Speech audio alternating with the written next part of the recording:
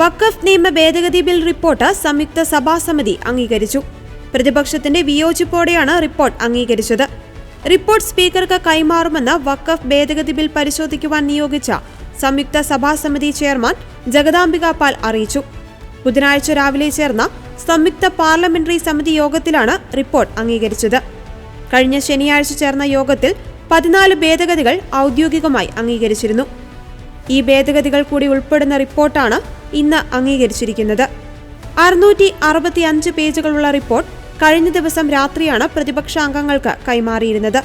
അപ്പോൾ തന്നെ പ്രതിപക്ഷം ഇക്കാര്യത്തിൽ എതിർപ്പുന്നയിച്ചിരുന്നു.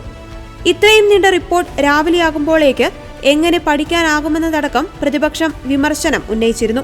എന്നാൽ ഇന്ന് വൈകുന്നേരം 4 മണി വരെ റിപ്പോർട്ട് പഠിക്കുവാനുള്ള സമയം അനുവദിച്ചിട്ടുണ്ട്. പ്രതിപക്ഷ അംഗങ്ങളെല്ലാം തന്നെ റിപ്പോർട്ടിനെതിരെ വിയോജനക്കുറിപ്പ് നൽകിയിരുന്നു.